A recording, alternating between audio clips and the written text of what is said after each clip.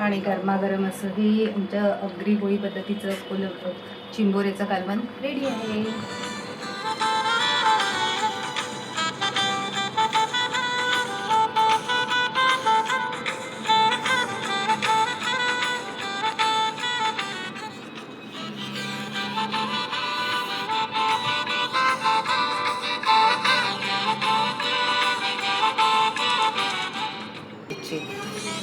हे बघा मी तुम्हाला दाखवते.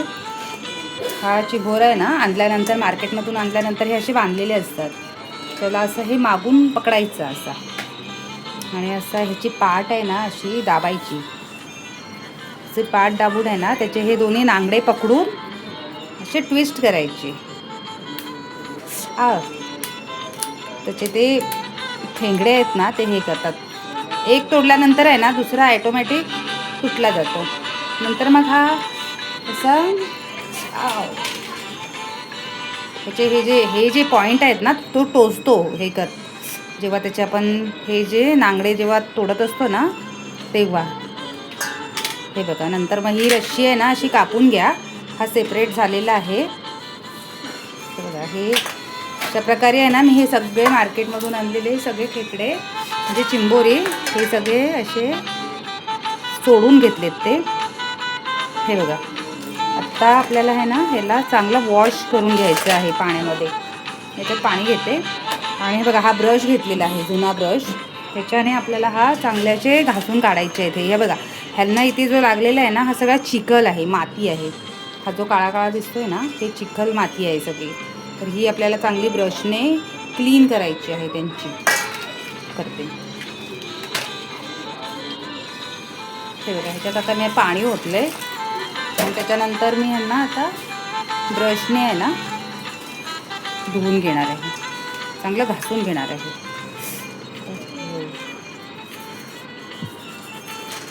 ही जी खालची भाग आहे ना हा सगळा चिखल आपल्याला काढून घ्यायचा आहे. हे बघा, अशा प्रकारे आहे ना त्याला असं स्वच्छ करून घ्यायचं आहे. चिंबोऱ्याचं कालवण बनवण्यासाठी मी ही चिंबोरी अशी साफ करते. हे सगळे ह्याचे हे जे फिन आहेत ना हे सगळे काढायचे आहेत. हा सगळा कचरा असा काढायचा आहे. याचा हा मागचा पोर्शन पण काढायचा आहे. आणि ह्याला असं मी त्याचे हे नांगले जे आहेत त्याचे वेगळे करून देते. स्वच्छ याला धुवून घ्यायचं आहे. आणि ही जी कवच आहे ना ह्याचे जे वरचा भाग ह्याचं असं इथलं हे फिन काढायचं आहे. आणि त्याच्यानंतर इथे बघा, इथे आहे ना त्यांची खाऊ जे खातात ना त्यांची इथे एक पिशवी असते. ती पिशवी पण अशी बघा ती खेचून काढायची आहे कवचमधली. आणि हे जे येल्लो आहे ते त्यांची अंडी आहेत, दाबोळी बोलतात ते खूप छान लागतात. आणि आज मी भरून चिंबोरी करणार आहे. हे बघा, चिंबोरी छान आहे, भरलेली निघाली सगळी.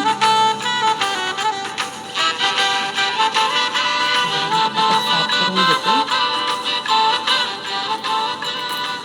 त्यांचे नांगडे वेगळे काढून घेते. आणि बघा, चिंबोरा नर आणि मादी कशी ओळखायची? ज्याचा भाग हा ब्रॉड असतो, इथला पोर्शन जो ब्रॉड असतो ती मादी असते. आणि ही जी असा हा ट्रायंगल शेप येतो ना तो नर असतो. तर आता हे बघा, ह्याच्यामध्ये आहे ना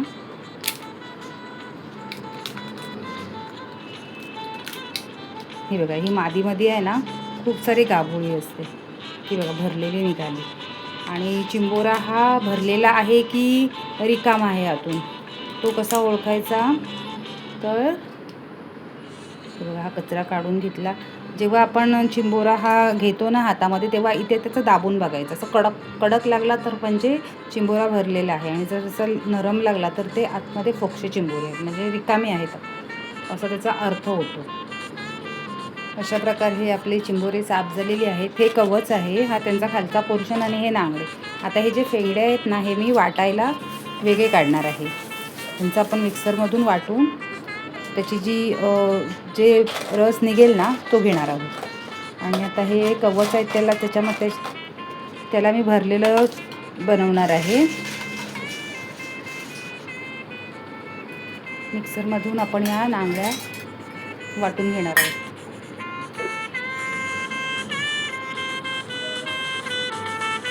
हे जे वाटलेलं आहे त्यात आपण हे गाळून घ्यायचं सगळं.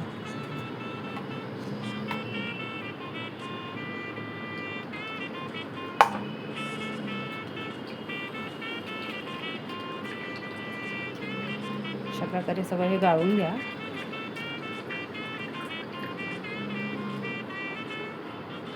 आणि हा बघा, हा जो चोथा राहिलाय हा टाकून द्या.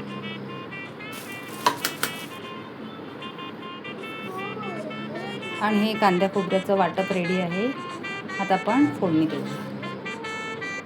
एका साईडला आपण हा बेसन भाजत आहोत. आपल्याला भरलेली चिंबोरी बनवायची आहेत ना, तर हे कवचमध्ये भरण्यासाठी बेसन आणि त्याच्यामध्ये आहे ना मी हे उभा चिरलेला कांदा आता टाकलेला आहे. कांदा आणि बेसन मी एकत्र भाजते. बेसनमध्ये हा जो कांदा असेल ना तर मस्त एकदम अशी छान टेस्ट येते. तुम्ही एकदा करून बघा. जेव्हा नुसता बेसन भरता ना तेव्हा त्याच्यामध्ये भाजताना उभा चिरलेला कांदा पण भाजा. अशा प्रकारे भाजा आणि नंतर मग मी पुढची प्रोसेस दाखवणार आहे कशा प्रकारे कवचमध्ये तो भरणार आहोत आपण. पण हा जो दिसतोय ना, हा जो लांबडा लांबडा हा असा मी लांबट कापलेला कांदा आहे. हा भरतो आम्ही, कधी कधी नाही भरत, पण कधी कधी कांद्या बेसनमध्ये हा कांदा पण यूज करतो. तर जेव्हा कांदा यूज करतो ना तेव्हा मस्त एक अशी थोडी वेगळी आणि छान टेस्ट येते. तर बघा, तुम्ही ट्राय करा. आपण कढई तापायला ठेवली आहे.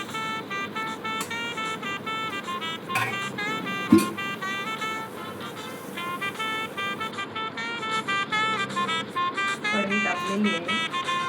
त्यामध्ये मी 2 पळ्या ऑइल घालते.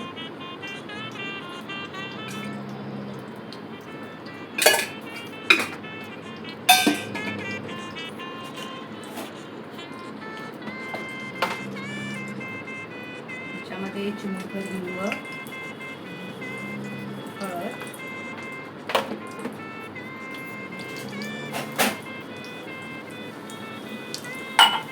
आणि हा बारीक घेतलेली लसूण आहे तो घातला.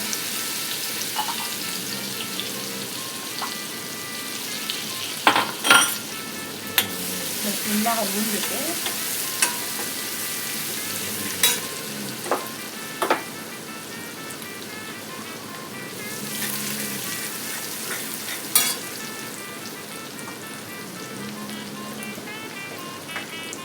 लसूण थोडासा लाल व्हायला आला आहे तर ह्याच्यामध्ये मी हा आमचा आगरी कोळी मसाला आहे घरी बनवलेला तो घालते. थोडा तिखट आहे, 2 चमचे घालते.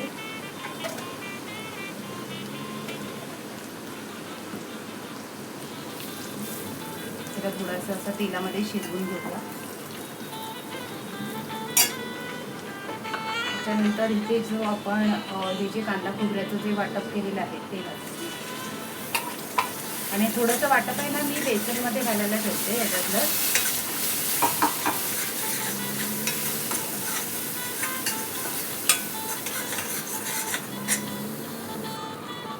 मसाला आणि जो कांदा खोबऱ्याचा जो वाटप घातलं आहे त्याचं चांगलं मिक्स करून घेते. थोडं शिजायला म्हणजे आलं आहे ते.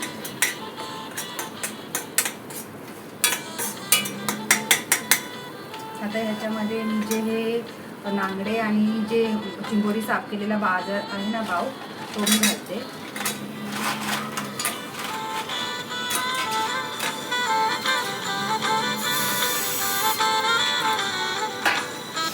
थोडंसं हलवून घेते मसाल्यामध्ये.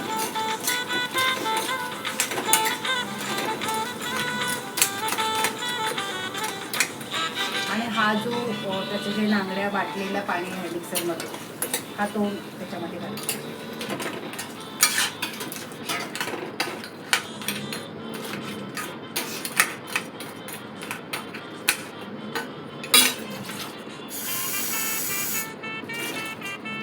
तर जेवढा रस्सा हवा आहे ना तुम्हाला तेवढा ह्याच्यामध्ये पाणी घाला.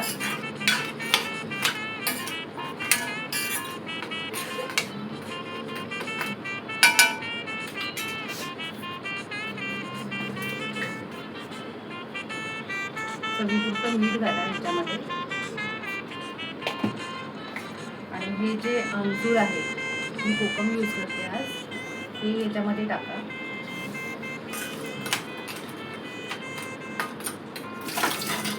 आणि आणि हे झाकण ठेवूया शिजायला. 10 मिनटं शिजू द्या. पण नंतर याच्यामध्ये आपण बघा हे जे कवच आहे हे आपल्याला भरून बनवायचे आहे आणि त्याच्यासाठी हे बेसन आहे. ह्याची मी प्रोसेस तुम्हाला दाखवते. त्याच्यामध्ये आपल्याला हा बेसन भरणार आहोत. तर 10 मिनटं हे कालवण शिजू द्या. तेव्हापर्यंत आपण हे बेसन ह्याच्यामध्ये कवचमध्ये घालून रेडी करू.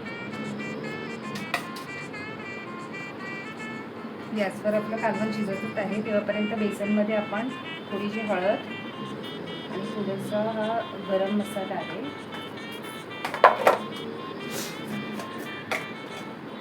थोडासा एक पाव चमचा मसाला घेतलेला आहे मी, चवीपुरतं मीठ ह्याच्यामध्ये आणि ही कोथिंबीर आणि हा जो वाटप बनवलेला कांदा खोबऱ्याचा त्याच्यातलाच हा मी थोडासा ठेवलेला आहे. हा याच्यामध्ये मिक्स करायचा. आणि जर पाणी लागत असेल ना तर या बेसनमध्ये थोडंसं पाणी मिक्स करून तुम्हाला असं हा बनवायचं आहे पीठ.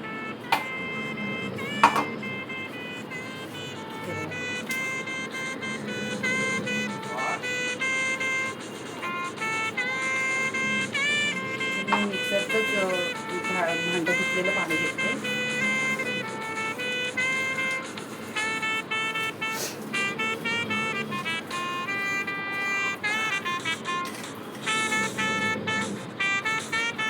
अशा प्रकारची कन्सिस्टन्सी करायची आहे पिठाची एवढी. तर अशा प्रकारची कन्सिस्टन्सी करायची आहे. त्याच्यानंतर हे सगळं आपण जे साफ केलेले कवच आहेत त्याच्यामध्ये हे असं भरायचं आहे. हे पॅक करून घ्या. हे असे पॅक करून घ्या आणि इथे साईडला ठेवा. सगळे जेवढे तुमच्याकडे कवच असतील ना तेवढ्या हिशोबाने तुम्ही अंदाजे पीठ घ्या. त्याच्यामध्ये पीठ जेव्हा भाजाल ना तेव्हा त्याच्यामध्ये कांदा पण भाजा आणि नंतर त्याच्यामध्ये भाजलेल्या पीठ आणि कांदा भाजलेला असतो ना त्याच्यामध्ये हळद, मीठ, मसाला, थोडासा गरम मसाला, कोथिंबीर आणि जे आपण कांद्या खोबऱ्याचं वाटप आहे ना ते घालून असं थोडंसं पाणी घालून असं कन्सिस्टन्सी करून असं कवचमध्ये हे भर आहे पॅक करा आणि ठेवा. जेव्हा कालवण जेव्हा उकळतो ना जेव्हा चिंबोरी शिजायला येतात ना तेव्हा हे वर रस्स्यामध्ये आपल्याला ठेवायचे आहेत. मी दाखवते तसं तुम्हाला. हे अंदाजाने तुम्ही पीठ घ्या. आता मी माझ्याकडे छोटे छोटे म्हणजे मीडियम साईजचे 8-9 चिंबोरी होते तर मी त्यांच्या हिशोबाने घेतलेलं. बघू शकता तुम्ही. हे अशा प्रकारे हे भरायचं आहे.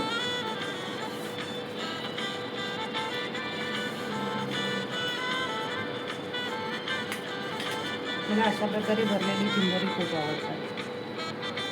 काही लोक म्हणजे ॲक्च्युली आम्ही आगरी कोळी असल्यामुळे आम्हाला म्हणजे प्रॉपर माहिती आहे कसं यूज करायचं. काही आहेत लोक ते नॉन आगरी कोळी आहेत ना ते म्हणजे हे टाकून देतात, वरचं कवच टाकून देतात आणि फक्त खालचा जो पोर्शन आहे ना तेवढासाच यूज करतात ते लोक. हे बघा, पण तुम्ही एकदा असं करून बघा आमच्या पद्धतीने, खूप छान लागतं. हे झालेलं आहे बरोबर. हा कालवण आता शिजलेला आहे. आता याच्यामध्ये जेव्हा उकळत असतात ना चिंबोरी तेव्हा हे जे आपण रेडी केलेले आहे ते या प्रकारे असं इथे सोडायचं आहे. वरच ठेवायचं आहे आणि झाकण ठेवायचं. मग ते स्टीमने आहे ना शिजतात.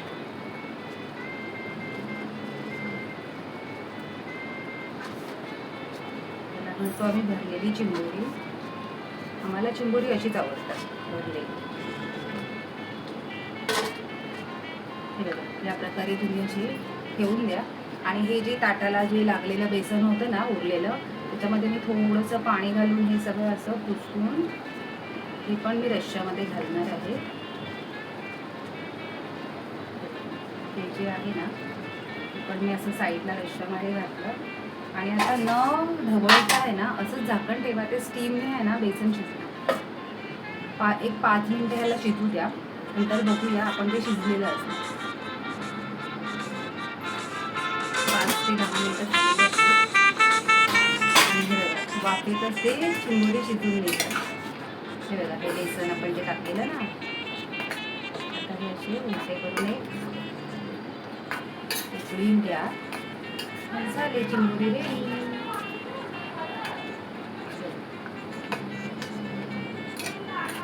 तुम्ही जर कवच फेकत असाल ना तर आता इथून पुढे फेकू नका, त्याचा असा यूज करा, खूप छान लागतात. ते थोडंसं आता एका उलट्या साईजने शिजू द्या कवच. म्हणजे कालवण आपला रेडी आहे. त्याच्यावर आपण